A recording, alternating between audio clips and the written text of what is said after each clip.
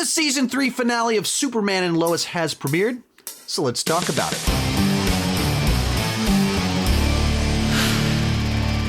Hi, my name is Sean, and I love to talk about movies and TV way too much. With that in mind, go ahead and join me down below in the comment section. Let me know, what did you think about season 3 of Superman and Lois? This will be a spoiler review, so feel free to spoil away down below in the comment section. No need for a spoiler warning. Along those same lines, if you haven't watched the season yet, go finish the season, then come join the discussion over here.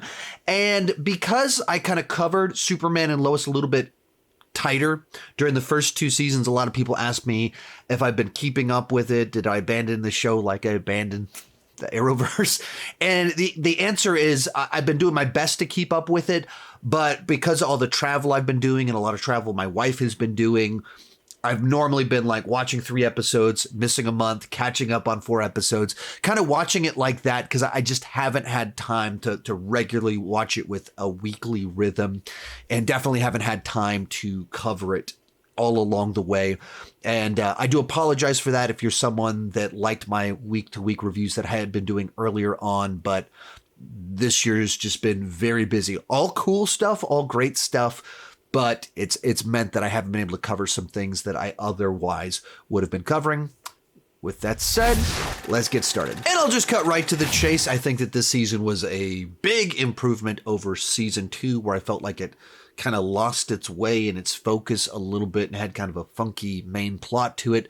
This was a big improvement, but at the same time, I even think what kind of worked about this season wasn't even so much that it was about Superman, but much more that it was about this community. And they always proposed that this show was going to be inspired by like Everwood and Friday Night Lights, and it just happened to be about Superman and his family. So that was always there. That was always pitched that way. But during the first season, you're showing up because it's Superman. And that's the primary thing that you're interested in, is Superman. And like, oh yeah, it's about his family. It's kind of an interesting new spin on Superman. But if you stick with the show and you make it into the 3rd season, you start getting invested in all the melodrama and all the relationships and all the things, kind of everybody's love life and the teenage angst. And all of a sudden, when you get to this season, the fact that it's about Superman kind of feels like that's almost an afterthought. Like, that when you think about the big standout plots, it's about Lois Lane with cancer and their family processing that. When I think about the most memorable, interesting things about the season, where I went, oh, that's really interesting that they went there, that they're touching on that. It had nothing to do with Superman, the lore, the villain scheme, or anything like that. I was, of all subject matters, that they were like actually really diving in on the effects that breast cancer has on a marriage, on a CW superhero show. I was like, wow, they're actually trying to be kind of mature about this and dealing with things that I don't think are actually particularly relatable to the usual audience for the CW superhero shows, like at all. Where they're talking about the sex life of married couples post double mastectomies. I was like watching it, like, I don't even know, like, if I describe why this season's been interesting to me to my wife, I think she'll think I'm making a joke, but I'm not joking. I think that they actually handled very heavy, very real subject matter in a way that was respectful and thought-provoking and interesting, while being a show about a guy that flies in tights and has a cape. And I mean all that seriously. That and some of these, like, a show like this probably has several different audiences, and that's been true since my initial reviews all along the way. Like, I've been really critical of Jordan. I will also continue to be very critical of Jordan. I do not like him as a character, but a lot of people really resonated with him. That his own impulsiveness and the like dynamic of how he butts heads with his parents quite a bit. That's what a lot of people resonate with this show. Like, they really like him. They relate to it. That tension there is what they're drawn to. And for me, it's as a guy that isn't now in my 40s, and I have a child that's now going into middle school, you view the world very differently, and they're taking very real things that married couples face and deal with, and they're pulling it into Superman. And like in a way that I wouldn't have ever expected. And it continuing to kind of surprise me in that regard, to where like I'm just enjoying this family teenage melodrama about the Kents. That also, you know, Kent just happens to, in his free time, be Superman. It's fascinating and I think very much to its credit that, like, so many of these Arrowverse shows and so many of these CW superhero shows, the first couple of seasons I loved them, and then they just kind of like went off the rails, and I find them unwatchable. Like, Flash ended this season, and I only watched 2 episodes of the final season because I gave up on it years ago. And the one where Oliver came back, and I thought it was really bad. Like, everything that I disliked about what they did with Oliver and what Flash has turned into was present in that episode. Then I watched the finale, which was shockingly bad. Just that they completely lost their way with both Arrow and the Flash. And then I rewatched the first episode of the Flash and kind of forgot how much I liked it and how charming it was, and the way the dynamics of his day job for Star Labs and like pining over Candace. Why am I blanking on the Barry Allen's wife? For whatever reason, I'm blanking on her name at this point. I can't even, my brain's not open that file. But like, it was charming, and then it turned into this thing I didn't even like. It just lost itself. But it was never like a show that I thought like had a maturity to it. It was just like a fun superhero show. And Superman and Lois, as it's gone along into the 3rd season, has gotten more mature. Maybe it's lost a little bit of, maybe it needs more Superman, but Superman is expensive and drama isn't. And, you know, trying to keep the show going, I think has been a little bit tough for them because it's the CW and they don't have a ton of money when they don't have the HBO Max money. Excuse me, the Max money. So, I don't know. I found myself from the early on in the season when you think, oh, they're going to have another kid. That's fascinating. Oh, she has cancer. Whoa, this got really heavy. And it never really lets up on the heaviness.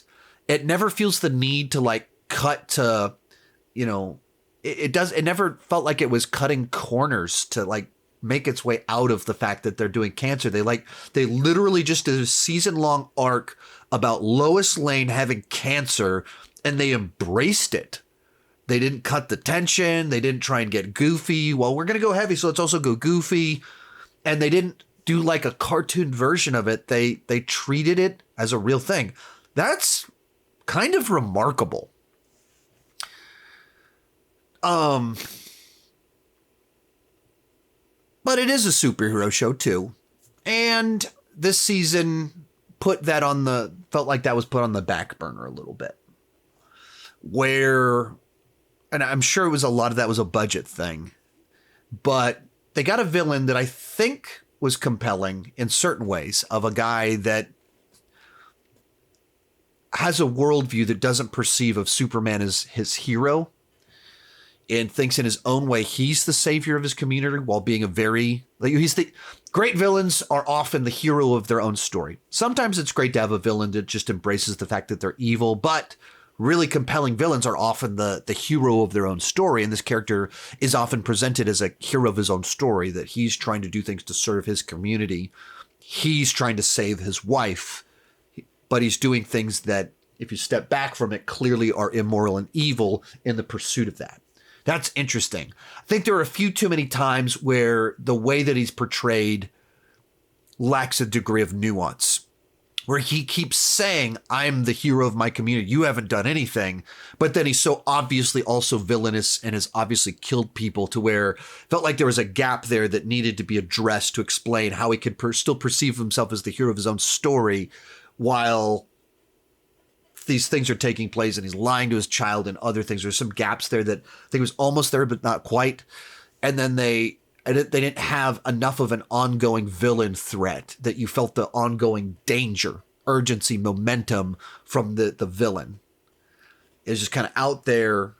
We know he's there, but it didn't feel like it was building towards anything. So you get a final, come of these final showdowns with his wife who has cancer that he's experimenting on, that's given her powers, that makes her do evil things and stuff. It's like you get some of that, but it's not like you're not going to remember this season for her as the big final boss. And you're not really going to remember him that much as a villain because I don't think they fleshed it out. You're going to remember it as the Lois Lane has cancer season. Along those same lines, I don't know what the deal is with how they ended this season. So the season is about Lois Lane with cancer, inner gang, trying to cure his wife from cancer, turns her into villain. He's experimenting on the Bizarro Superman in his basement. The main plot of the season is resolved. And then we free Lex Luthor from prison with 2 episodes left. And then in the last half of the finale, we introduce Doomsday. And like, talk about burying the lead here. When you're talking about who are the iconic Superman villains, Lex Luthor, Doomsday. Like these are the A-list. And they're really introduced at the very end of the season in a way that was very odd. And maybe it'll make more sense when we get to the next season. But in my mind, it makes a lot of sense for you to have a season that you have Luthor released as the cliffhanger of the season. That the showdown from 2 episodes back is the finale. And then our final little note is Luthor's been released and he's going to be really mad. And you see him walk out back of the head. Maybe don't even reveal who the actor is because you haven't cast him, whatever. But you reveal that. You go, oh, it's going down next season. We're finally doing Lex Luthor on this show. You tease it. But it's really weird if you conclude the season of the story of the season and then start building a new story with 2 episodes left. That's very weird to me. Likewise, it's very weird to me to then introduce Doomsday at the tail end of the finale. Doomsday, even in his name, has this sense of dread that there's this thing coming that's dangerous. And if you've read the actual Death of Superman storyline, it's this thing is crash landed and it's trying to escape this box. What is it? It gets out and then all of these superheroes try and stop it and get destroyed in the process. And it's like this countdown to death. Like it's like designed to have this. You're like, oh, that's not good. Wait, this is really bad. Oh, it's only getting worse. And then this showdown. And they chose a way to do Doomsday that's like twist reveal. Oh, that thing we were building about Bizarro, it actually is Superman. And if you remember, they teased, or it is Doomsday. And they teased this reveal as Doomsday when he was introduced last season. But then, put on the back burner, oh, it's actually Bizarro. And now they've turned it into Doomsday. So they are kind of paying that off, but not in a way where you feel this looming sense of danger of like, oh, when that thing gets out, it's going to be bad. We haven't been building towards a Doomsday finale. It's kind of popped up. And so I'm processing that because I watched it earlier today. Because on the one hand, they're finally using the A-team. Like Lex Luthor, that's the A-team. Doomsday, that's the A-team. Like mastermind, psycho with a personal vendetta against the Kents.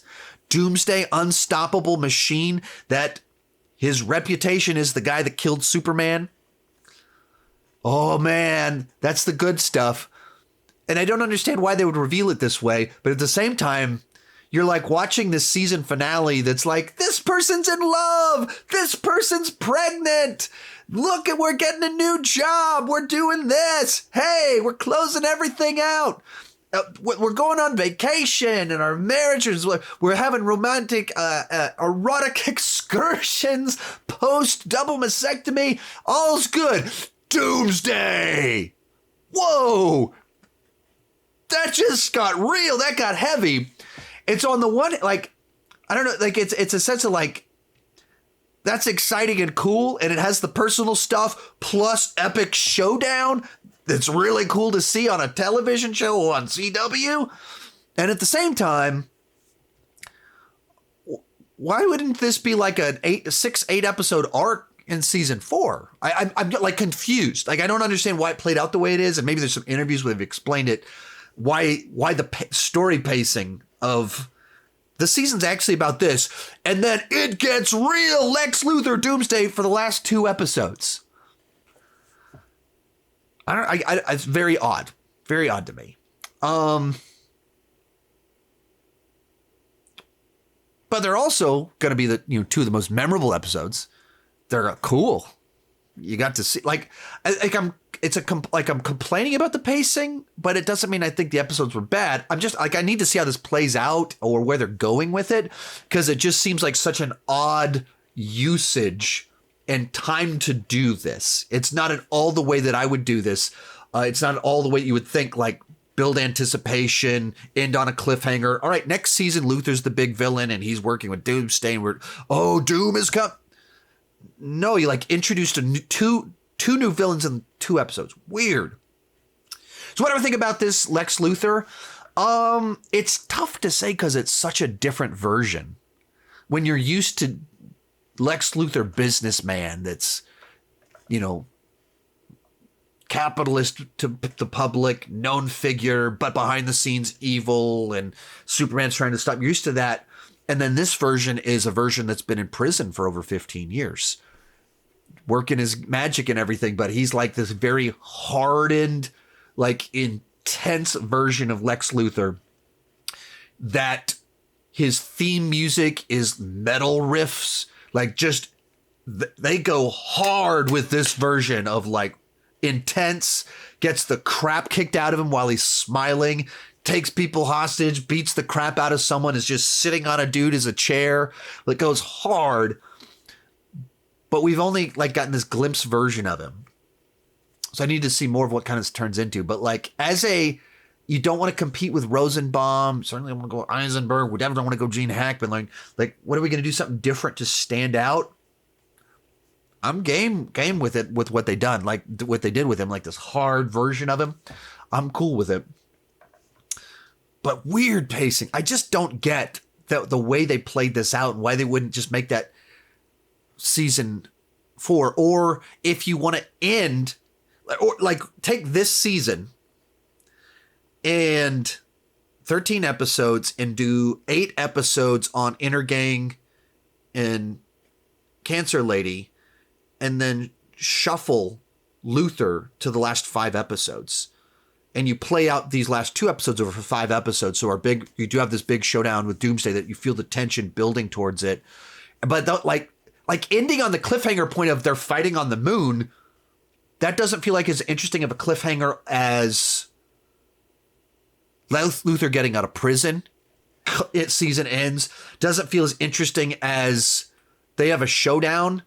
And maybe the plot of the next season is the reign of the Supermen from the comics. So maybe they're going to do their version of that. And so you have Clark die as the cliffhanger. But to kill him off, you have to build to that.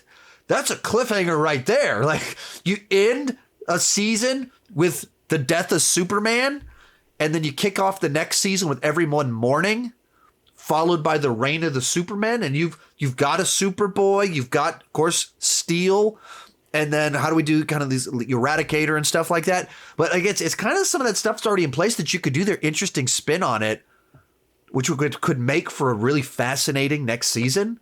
But they picked a real weird point to cut it off. I don't get what they were doing, but I mean, I dig this version of Lex Luthor. I'm always game. If you're going to kill Superman, let's do Death of Superman. Like my era of when I was really going to the comic shops and buy it was Death of Superman, Nightfall. It was that 90s era. Right around then was when my sister and I were riding our bikes to comics. Like, I remember when that stuff went down. So I'm always down for it. man, what a confusing way to do a season. Like weird pacing, odd. And what I'm like praising and confused by of like, oh, cool. It's like classic Superman villain doomsday. But the whole first half of this thing was all about breast cancer. Fascinating season. I hope you don't interpret this as me being negative on it. I'm confused by it. I'm hoping that they really know what they're doing and how this plays out with the cliffhanger. This feels to me like it has the potential to easily be the best of the Arrowverse superhero shows if they can hold the next season together. Maybe that's the last one. This one only goes 4 seasons and they never really go off the rails. That'd be great. Fingers crossed. But that's kind of my take on it. I'm still on board. I think this is a big improvement over the last season. I think this season really shined as the family drama. Like I was invested and they treated it with maturity. And then on the superhero stuff, pretty meandering for most of the season. Like I'm just not interested in Jordan being a whiny sidekick that is so irresponsible and entitled and talking bad to Clark Kent, a fantastic father that's trying to be patient with him. And he's just trying to take selfies with people like, but then we get to the last couple episodes and we start pulling in Lex Luthor. We start pulling in Doomsday and have a big showdown. It's like, all right, you saved all it for the last 2 episodes. And it was cool. So, anyway, make of that what you will. I'm still on board with the show. I'm still having a lot of fun with it. And I'm a lot more, it's weird to say, a lot more interested in like any of the, most of these Disney Plus Marvel shows, which is weird to say, because those have Disney money and MCU cred to them. And I think Superman and Lois is more compelling because it's actually trying to be a TV show rather than trying to be a movie broken up into 6 parts or something like that. And it is able to do its own thing and build its own mythology and everything like that. So I'm still digging it. And I'm invested in the Kents and their adventures in Smallville. Let me know what you thought down below in the comments section. You can check out some of my other content right over here. Thank you so much for watching. Keep talking movies and TV too much. Bye-bye.